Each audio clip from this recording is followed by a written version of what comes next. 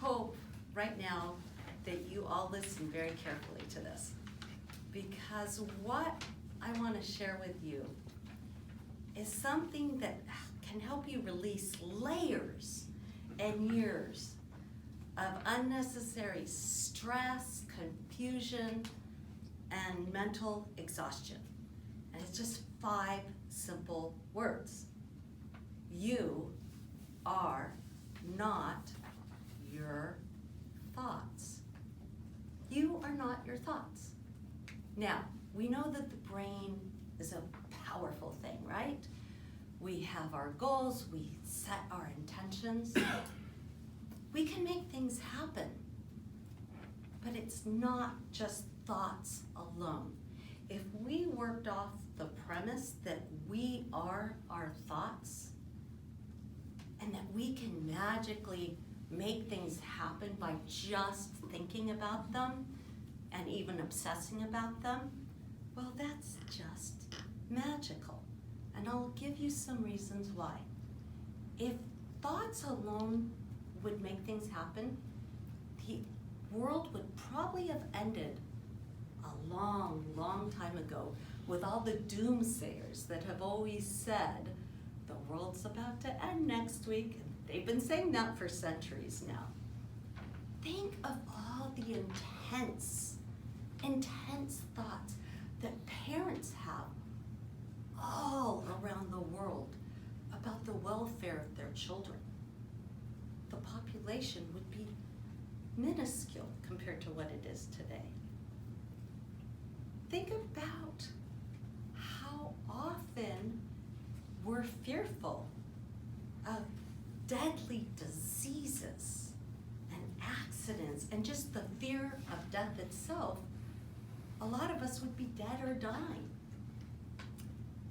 So Freud believed that we are innately tied to our thoughts.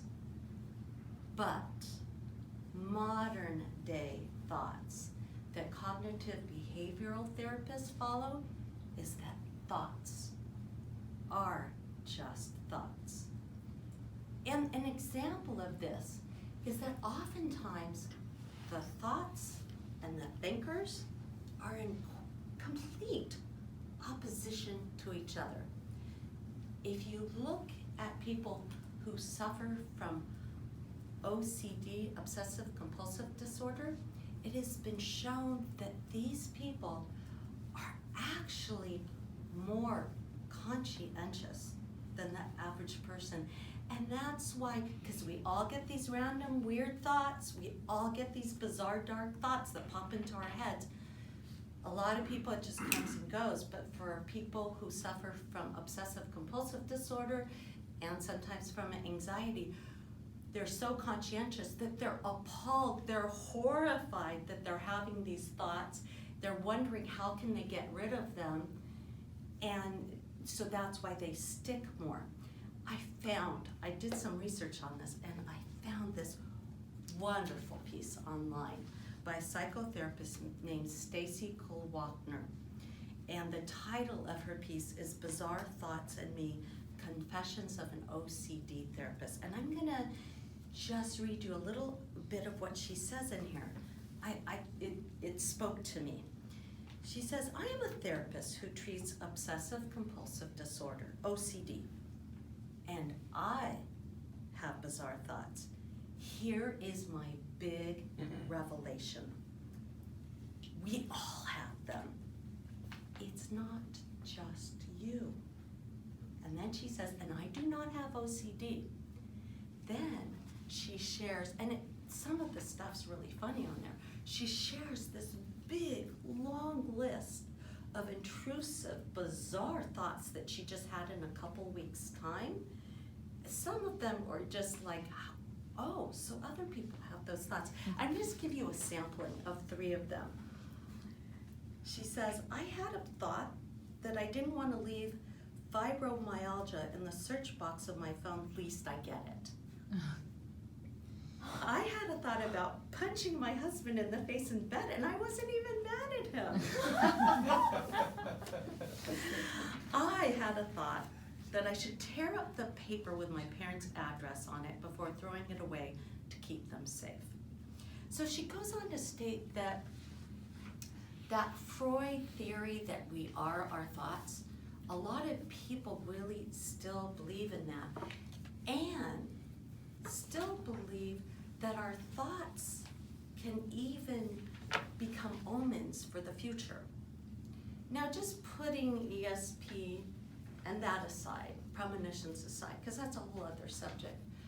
But the reason why, because I did more research on this, people want to try to make sense of this chaotic world we live in. And so we try to see patterns sometimes where there really aren't patterns. So if I'm thinking, let's say, of Eve, I think of her maybe 7 times in a week, and then that one time she calls within 5 minutes, it's like, whoa, my thoughts are strong. But statistically, I forgot about all those other times I thought of her and she didn't call. So statistically, good things, bad things are going to happen whether we think about them or not. Now, at this point, I want to turn the coin over because I want to talk about the importance of positive thoughts, of our intentions, because those are powerful. In fact, in an article in the New York Times, the writer cited a research study of how people, what their thoughts were about aging. And the people that had more positive thoughts about the aging process, their perceived stress levels were way down. Their perceived thoughts about their own abilities were way up. And to follow suit with that, they had way more healthful behaviors the more positive thoughts they had. So our positive thoughts can increase our health. It's true. It's just that we have to remember that whether we have positive thoughts or negative thoughts, that we follow through with the positive, healthful actions. It's all about understanding that those negative thoughts that come into our brains that drive us crazy are just little puffs of negativity that we need to blow away. Easier said than done, I know. But that those positive thoughts, those intentions that we set out, those goals, when we take the actions, those are the ones that we focus on. So in conclusion, you're not your thoughts. Don't worry if you're having bad thoughts. You're not your thoughts. You are the sum of so much more, including your intent and, more importantly, your actions.